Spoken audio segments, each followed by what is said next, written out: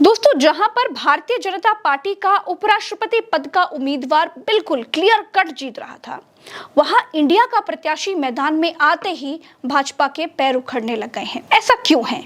आज मैं आपको ऐसे 6 कारण बताने जा रही हूं जिन्होंने भाजपा की नींद उड़ा दी है, और वो ऐसे 6 कारण हैं जिससे बहुत ही बड़ा खेल हो सकता है।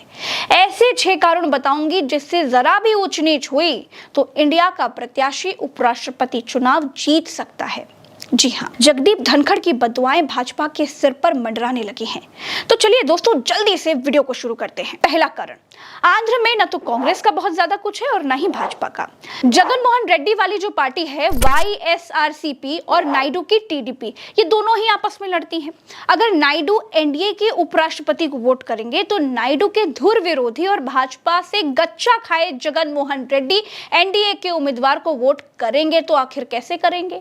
मामला यहाँ पर फंसा है। अब दूसरा कारण, इंडिया के प्रत्याशी का नाम बी सुदर्शन रेड्डी है।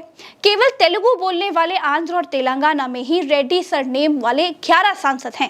लिस्ट सब आपके सामने है। इंडिया के उम्मीदवार तेलुगु हैं। भाषाई आधार पर और जातिगत आधार पर भाजपा के साथ ही इंडिया को वोट कर सकते हैं। और सिर्फ इतना ही नहीं, YSRCP के राज्यसभा सांसद मेधा रघुनाथ रेड्डी ने कांग्रेस अध्यक्ष खड़गे से मुलाकात भी की है। तीसरा कारण, बीजेपी के उपराष्ट्रपति पद के उम्मीदवार CP राधाकृष्णन तमिलनाडु से हैं और इंडिया के उम्मीदवार जो है वो आंध्र प्रदेश से है।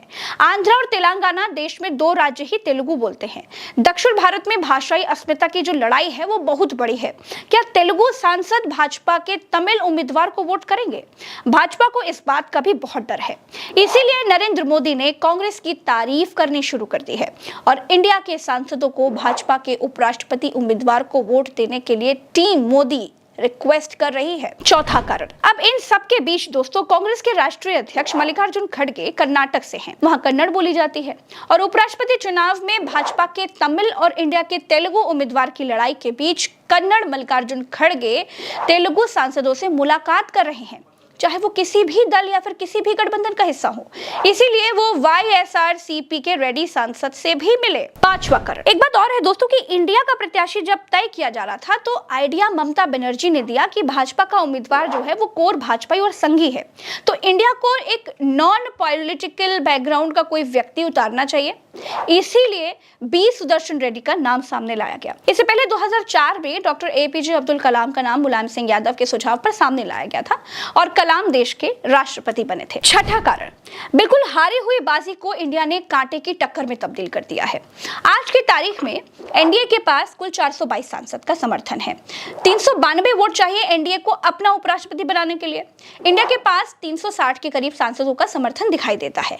लेकिन अगर हम तेलुगु नायडू के 16 लोकसभा सांसद प्लस 2 राज्यसभा सांसद, यानी कि नायडू खेमे से 18 सांसद एनडीए से बाहर करते हैं और तेलुगु YSRCP के 4 लोकसभा और 7 राज्यसभा इन सांसदों को एनडीए से बाहर कर देते हैं, किसी और दल में कोई एफर्ट नहीं करते हैं, तो नायडू और जगन मोहन रेड्डी के कुल सांसदों की संख्या हो जाती है 29।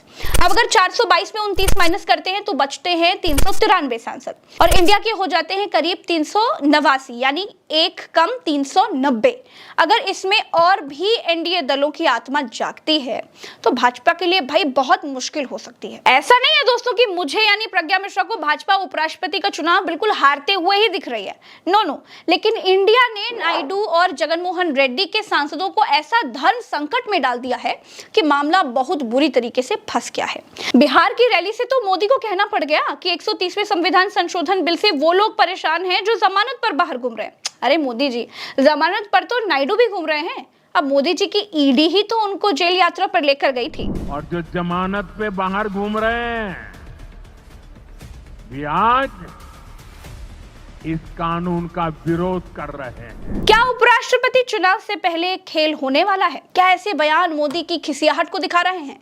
क्योंकि भाजपा का जीता जिताया चुनाव इंडिया ने भी सुदर्शन रेड्डी को खड़ा करके बिल्कुल फंसा दिया है और एनडीए में भाजपा से नाराज दलों के हाथ में एक ऑप्शन भी दे दिया है कि वो भाजपा को अपनी कीमत समझाने के लिए उपराष्ट्रपति चुनाव में इंडिया को वोट कर सकते हैं। दोस्तों, लोकसभा चुनाव के बाद इंडिया अलायंस के बिखराव की चर्चाएं तो बहुत थी। ममता बनर्जी ने पहले ही कन्नी काटी हुई थी। आम आदमी पार्टी ने भी ऑफिशियली इंडिया अलायंस छोड़ने का ऐलान कर दिया था। वोट चोरी का कैंपेन शुरू करके राहुल गांधी विपक्षी एकता के लिए मैग्नेट बन गए हैं। ममता बनर्जी भी अपने लोगों को इंडिया की बैठक में अब भेजने लगी हैं। केजरीवाल को रिप्रेजेंट करने वाले संजय सिंह भी आने लगे हैं। बाकी तो सब साथ थे ही।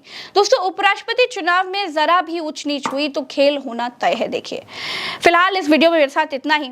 चैनल को सब्सक्राइब कीजिएगा, वीडियो को शेयर कीजिएगा, अपनी राय कमेंट में बताइएगा। चलते हैं। राम राम, दुआ सलाम, जय हिंद।